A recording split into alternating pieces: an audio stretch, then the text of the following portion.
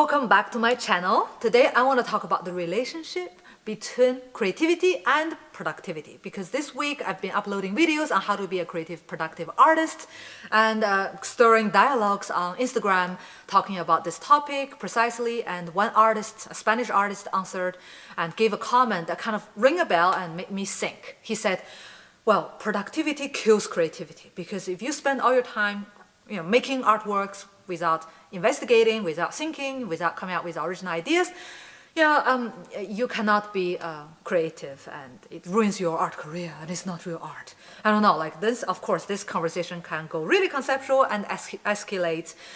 But this initial response really made me think. And I started thinking, okay, so what is creative? Creative is like being a female. It's like, oh no, it's a part of you, no matter if I practice femaleness or not. Like if I become a mother or not, I'm still a female. So being creative is a part of me. Actually, I'm not creative, but I'm just saying. And being productive is different. You have to give tangible outcomes and to have outputs in order to justify it. And it's like you are pregnant, right? It's like, okay, you can show I'm pregnant, and sometimes you're pregnant, sometimes you're not. So it's like this, and I was just thinking deeply into this, all the conceptual things, and suddenly I thought about some examples of how someone can be extremely productive and not creative, but still live a successful art career. In China, there's a fine art village where a lot of thousands of fine art professionals, art school graduates, or even self-taught artists, they paint Renaissance or Old Masters paintings. They are legit replicates ordered by the museums, education institutions, so that they can show students fake masterpiece because they can't access the real ones, and not everybody can afford or access the real ones.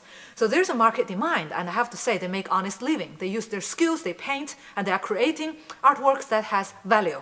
Market value, educational value, and whatever value, aesthetic value, and social value, whatever value it brings. And they are supporting their family, they are living a career, and perhaps for them it's fulfilling enough because they get to paint every day and bring home the bacon and live an uncomplicated life. And they're not creative at all. They are replicating the same thing every single day, perhaps for 10 years of their life. But they are productive, and they are artists or artisans, depending on which part of the work they carry out. I mean, that's totally okay, it's their personal choice. But now let's go back to creativity and productivity. I want to go to the branch of productivity as an art producer. Let's say artists are producers of artworks, and they occupy, let's say, the beginning, let's say, chain of the art world. They produce, then through the agent, they go to the art market, being collected, being resold, blah, blah, blah, and then, goes through the circle. And they're an important part of the ecosystem, actually the beginning of the ecosystem, let's say the origin of everything. 1.5 years ago, I was in a class. My professor was trying to teach a simple concept. It's called the agent cost.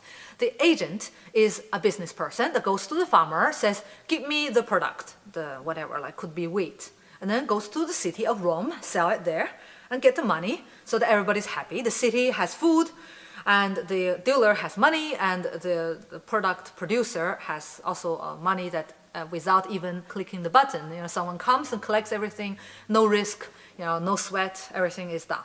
So definitely everybody's adding value to the whole chain and to the whole business, and business has been like this forever almost.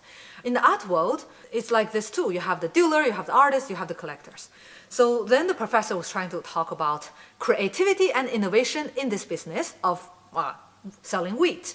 So one day the city of Rome said, we have been eating wheat all day and it's kind of boring. Can you give us something else, like quinoa? And then the businessman went to the villager and says, hey, farmers, I want this time quinoa. Can you grow me next year? So they make a deal. Then I said, look, if the farmers say, I don't care what the city of Rome wants, I want to grow whatever I want. And the professor said, well, that's called a market failure. So that was one of the aha moments. So I realized that in art, most of the times, because the artists are not so receptive to the market demand, it is a market failure. So why I say the story of market failure?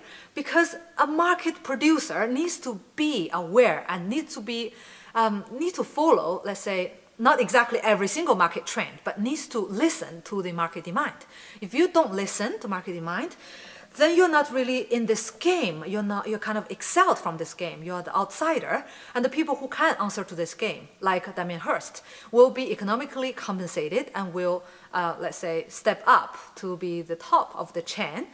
And I'm not judging it for good or for bad. It's just a choice, and I'm quite neutral about it, and no judgments. And it's your personal choice. If you say, okay, this is the market, this is the game, I'm entering the game, I do what it takes, fair enough. Or you go opposite. You go, oh, I want to keep my creativity, I want to do what I want. Then it's pointless. It's really pointless to talk about productivity versus creativity if you're not producing for a certain market. And talking about creativity, again, it's related with producing for the market too. If you ask an entrepreneur, what problems are you trying to solve for your customers? They will tell you 1, 2, 3. And what are the pain points? What value are you trying to bring to your customers? 1, 2, 3. In the business world, it's about having creative, innovative ways to solve certain problems of their customers. And as an artist, if you want to be creative, it's not just for yourself to have like amazing ideas and to have, I don't know, creative artworks. The point is to have this creative works is that it has to solve someone's problem or add value creatively, differently than other people, and produce this for a certain market. Otherwise, there's really no point talking about creativity, productivity. And it's just about you fulfilling your dreams and doing what you want and entertaining yourself and achieve the goals that you set for yourself. That's totally okay, but I don't see that as a career. I see that as a very deep hobby, very expensive hobby, a very time-consuming hobby, or I don't know, maybe a lifestyle, but it's definitely not a profession. I'm not telling you that you should be the next Damien Hirst and go to the pop art, go to the whatever is trending and do meme art. Perhaps that's the thing. I don't know. But at least you can choose what is your market niche and trying to bring innovation, creativity, and productivity to your market niche and compete against other producers in the market and be successful, win and step up the game, raise the bar, and really put your 2 feet on the ground and occupy your market. Okay, I think I've said enough. Perhaps you're a bit bored. It's a bit heavy, the topic, market failure stuff. So that's all for today. Thank you very much for watching. See you in the next video.